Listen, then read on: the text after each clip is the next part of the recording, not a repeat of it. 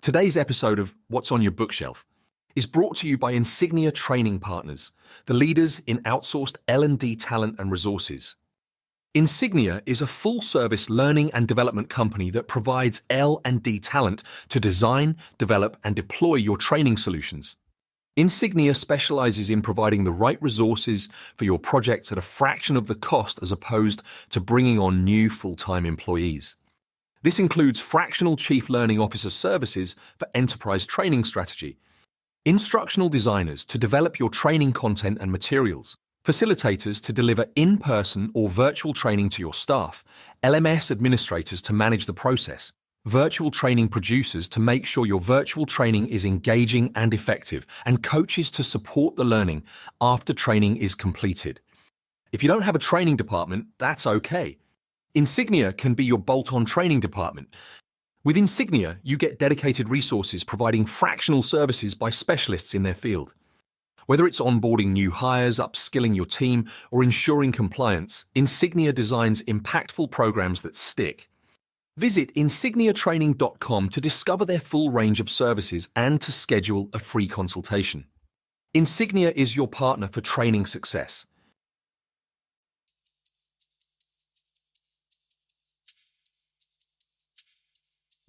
Welcome to What's on Your Bookshelf with your hosts, Denise Russo and Samantha Powell. Hi, everyone. Welcome back. It's another episode of What's on Your Bookshelf. This is a life and leadership podcast where we are living out loud the pages of the books on our shelves. My name's Denise Russo. I'm here today with my friend and co-host, Sam Powell, and we are exploring a book called The Happiness Project. We're spending all of 2024 talking about the topic of pursuing and living through lives of happiness. And this book is a book written by Gretchen Rubin. The way that the book is set up is that she explores an entire year of finding happiness, or really elevating the happiness she already had inside of her. And today we're going to be talking about how to be happier in your work, not just at work, but in your work. Sam, I found a lot of happiness in work, working with you in our past and now in our present, just in different ways. And I'm looking forward to working together with you on this episode. Yeah, same for sure. And I thought it was interesting, right? So we've gone on this journey. Like, she in January was boosting energy, in February was working on her marriage, and now in March is working on work. and her goal around work was to aim higher, which I thought was really interesting. And she has five resolutions for this month. And her first one was to launch a blog. Second was to enjoy the fun of failure, ask for help, work smart, and enjoy now, which was an interesting list for aiming higher at work. And I don't know, it was a little surprising for me. I mean, it's obviously very personal for her. Not everyone's going to go launch a blog, but some people do. So I just thought it was an interesting list when it came to like the happiness in the work space.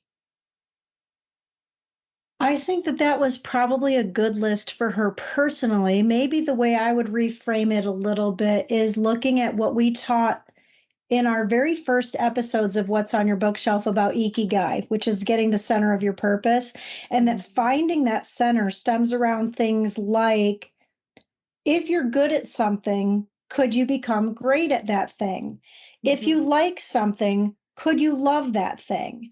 If you are involved in a culture or a team that isn't resonated deeply at the heart of who you intrinsically are as a person, could you find that team or be a leader for that team? And finally, if you're not doing work that actually matters, are you finding happiness and joy in your work if you're just kind of waking up to make the donuts every day and doing the same thing over and again? So I think for me and for listeners, what's important here is to think of this as that at work, if you think about people that are happy versus people that are not happy, happy always wins. Happy people outperform unhappy people. Happy people have better relationships than unhappy people. Happy people enjoy investing their time, not feeling like they're spending and wasting their time at work. Happy people are more cooperative. They're less self-centered. They're more willing to help others. So why wouldn't you want to be happier in and at your work? And so this chapter really helps us to explore what that looks like. I think I shared with you, Sam, that years ago I had a boss and he said to me, your only goal is to make your team happy. Now, that team did not directly report to me. I was sort of like the project manager of the projects those teams performed. And I recall having a conversation with him saying, how am I supposed to make them happy? There's no way to make someone else happy. You make yourself happy, and you can perhaps provide an environment where people can be productive. But until you know what drives a person's personal happiness, you also can't change that for them, which means that you can change it for yourself. And if you're an unhappy person, what can you do to elevate your own happiness? Yeah, definitely. And I think I think you're spot on. Like, it is so very personal, right? And I do a ton of networking events and groups and things like that. And right, I'm a career coach. I'm a leadership coach. So I always ask them, what do you do? Right. It's a normal question in a networking setting. And the question I always follow it up with is, do you like it? Right. Do you like what you do? What about what you do, makes you like it? Right. Depending on if they say yes or no, it's, tell me more about that. Tell me what you enjoy. And what I found is that the people who really love what they do have this enthusiasm for the topic, right? Like like when you're talking about with Ikigai, like it just really hits at the core of what drives them. And that was how she started this chapter, was talking about how, like, hey, for me, work wasn't some big career shift, because she had already done that. She was a lawyer and then she pivoted to being a writer. And I loved this. She had one part where she was talking about, as she had talked to colleagues, talked to other people, she found that, like, the people who really loved what they were doing, they were passionate about it all the time. Like, she realized she wasn't passionate about law when she talked to somebody who was really passionate. They're like, oh yeah, I just read these journals all the time. Like, I'm reading these case studies. Like, I do this for fun. And she goes, oh, I do not. Like, right. Like, this is just not what I enjoy. And she says in here that enthusiasm is more important to mastery than innate ability, it turns out, because the single most important element in developing an expertise is your willingness to practice, right? It reminds me of, Malcolm Gladwell's Outliers, right? Like, what really makes somebody an expert, right? He talks about, the 10,000 hours, but it's repetition. I practiced this a million times. I built my expertise, but the only way you spend 10,000 hours or 10,000 reps on something is because you love it, right? You would never, you're just not going to invest the time. And so finding things that you love is really key. And it does not matter if somebody else loves it or not, right? Like, there are people I know who do things that they are extraordinarily passionate about. And I'm like, I would stab myself slowly in the eye with a pencil if I had to do what you were doing. But they love it. And it's like, I can just appreciate their enthusiasm for it. And it takes all kinds of people, right, to make it through this life and make it through this world. And I think that I loved that thought process with her. And like, when she was thinking about her own career shift, which wasn't part of her happiness project because she had done it before, that enthusiasm was the thing she was looking for. Like, right, what were the things she was doing for fun? She was writing for fun. And so it was like, maybe that's telling her something, right? Maybe that's, that's what she's doing, right? Like, you and I with this podcast, you and I are both avid readers. You have 900 million books. If there's anybody I ever need that's like, I need a book on this topic, you're who I go to every time, right? I read a ton of things, more fiction than anything else, but like, we love reading. So like, let's sit down and do a podcast about this, because why not, right? We love to read. We love to talk about the things that we're reading. And I think following those passions, following that enthusiasm, all the people I know who love what they do, that's what they've done. They have just followed some random thread that they were just enthusiastic about them that led them to something really cool.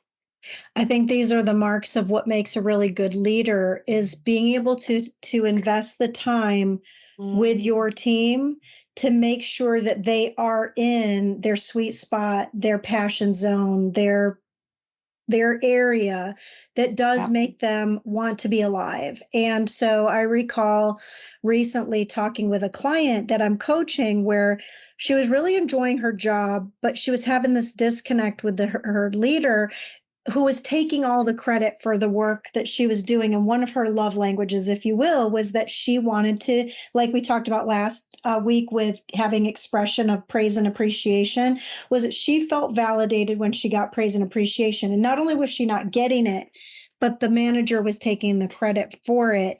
And so what ended up happening for her was she was doing the things that she loved doing at work, but she started resenting it.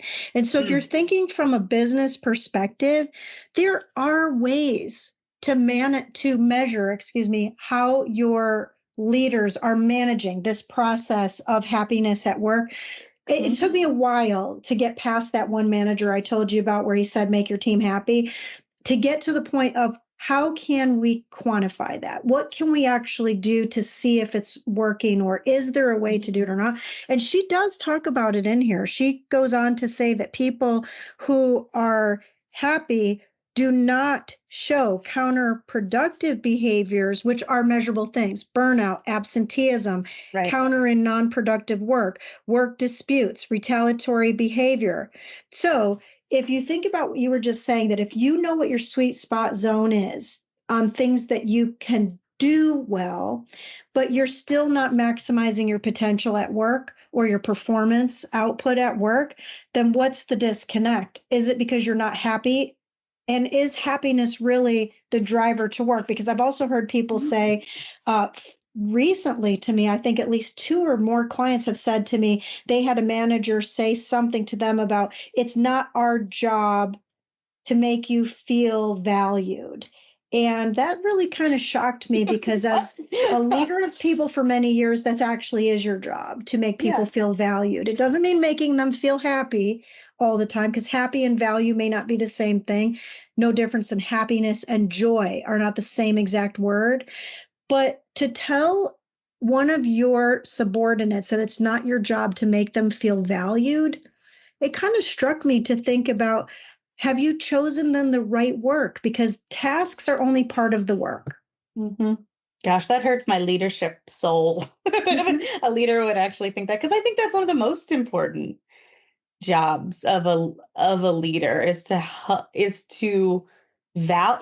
actually value the people who are working with them, right? Because I think leadership is, it's me working for you, right? Like, my whole focus, all my goals as the leader should be focused on your success. And one of those markers has to be that I actually genuinely value you. And even if I don't maybe necessarily like you as a person, right? We're not exactly the, same kind of people, or we don't totally vibe. There should be something that I genuinely value about you. And I should be expressing that, because that's, what are you doing in leadership if you're not doing that with your people? Because how on earth do you expect somebody to show up if they feel no value, in the work that they do and what they do? Like, that's absolute insanity. That just hurts my soul. 100%. And so this goes back to even looking at, it's more than just what you do. It's more than just how you do it. It's more than just even who you do it with. It's about the drivers behind why. And so maybe this even harkens back to one of your favorite authors, Start With Why, and talking about the different books that Simon Sinek wrote, is that if you're a leader and you aren't looking at why you chose to become a leader of people, and maybe you took it for reasons that you think were the right reasons. Maybe you wanted to climb a ladder. Maybe you wanted a promotion and more money at work, but those aren't the reasons to become a leader of people. Right. Yeah, absolutely. You have to want to lead people. You have to want to serve people, in leadership. But I think that's, a lot of times the problem is the people they don't go into it for that reason, right? They don't even, nobody even tells them to think about that as a reason. And, it's very, Yeah, yeah. Oh, So this interesting. chapter, it's called Aim Higher, Sam. And so it gets me thinking about John Maxwell's new book, High Road Leadership. It's a good Yeah. book for anybody to get. Scott, let's put a link in the show notes for our friends to check out High Road Leadership. And this talks about how, you think about that saying about take the high road, not the low road. And so we all know what that really means, which is that you want to take the road that is right. And so when you're thinking about aiming higher at work or in your work, aiming higher doesn't mean just vertically climbing up a ladder and stepping on people to get to the tip top. It's about aiming higher for higher values, higher purpose, higher potential passions, and all those things that make you a more effective and well-rounded, holistically good person. Yeah.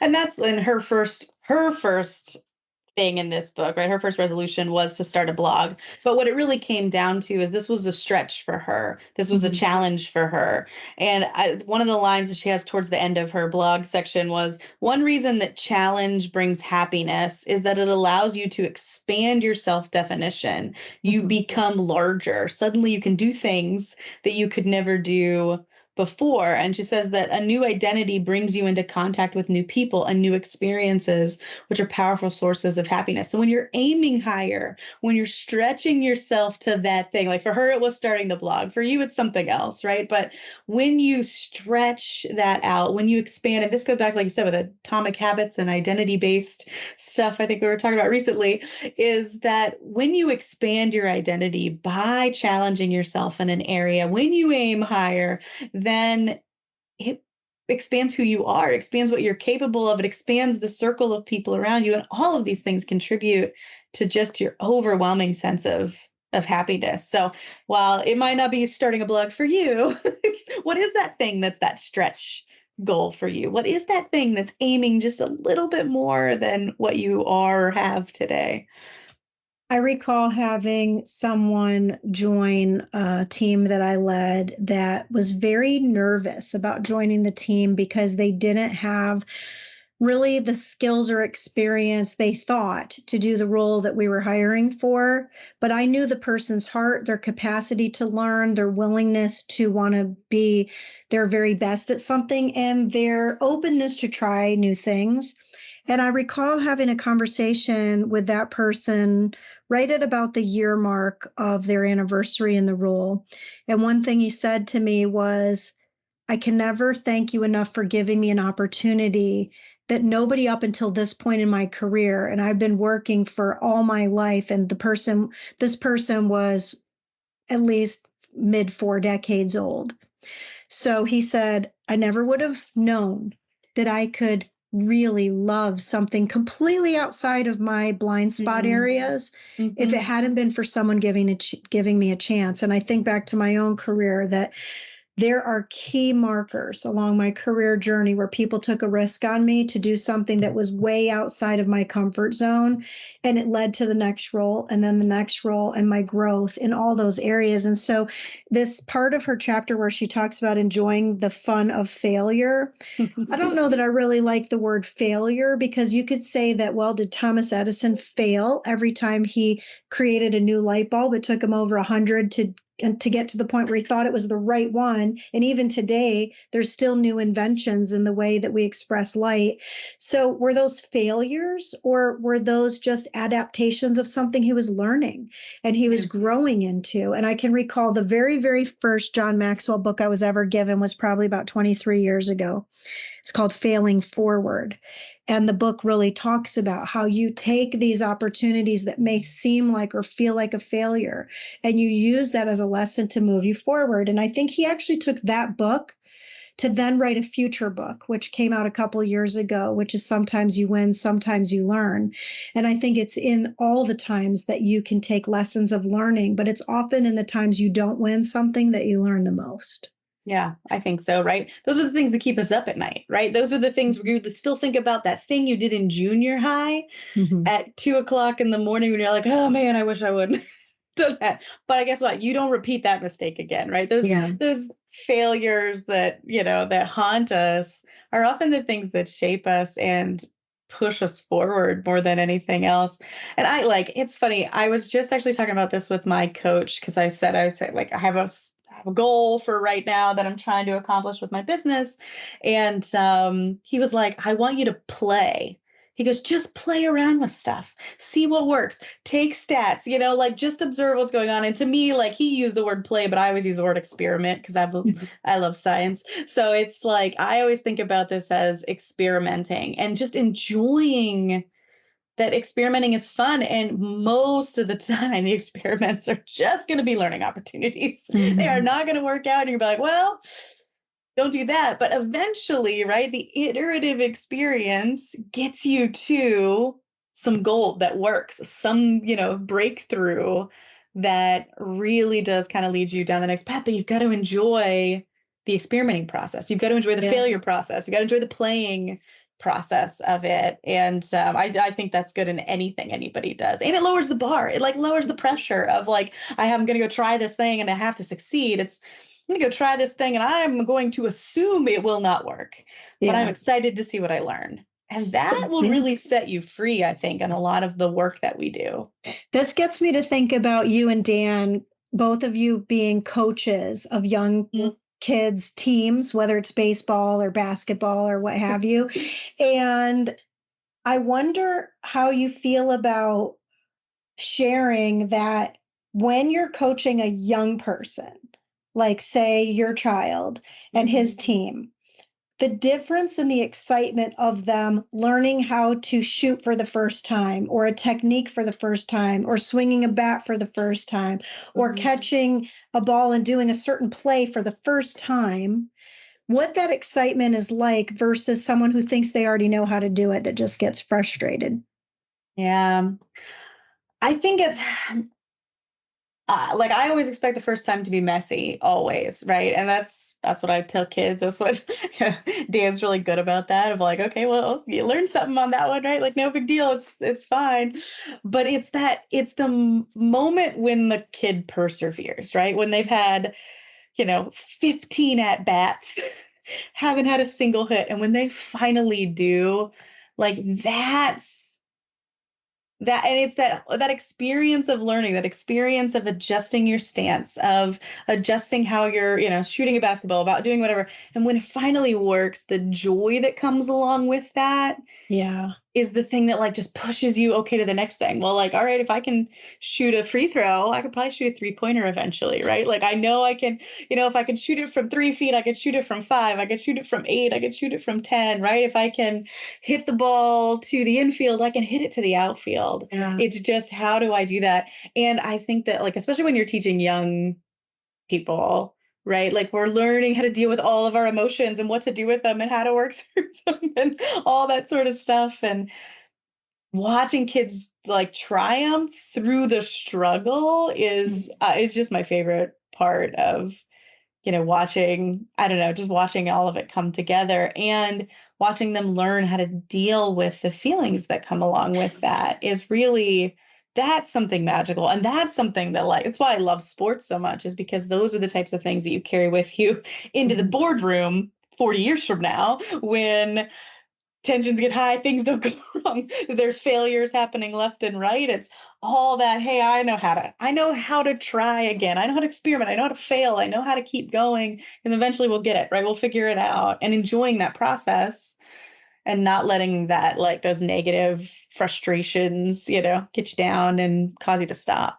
I wonder at what point in our lives do we separate ourselves from those feelings that we had as a young person learning, and now suddenly we're in this, bigger person's, older person's body, and that maybe it isn't that different, and it's in the way in which we perceive these things. So she goes on to talk about this in this next section on working smarter, which is about boosting efficiency and how to use your productive time. And we actually have talked about that a lot on a lot of different episodes that we've shared. And so I know we're coming close to the end of our episode. So tell me a little bit, Sam, what your takes were on this last part of this chapter about aiming higher.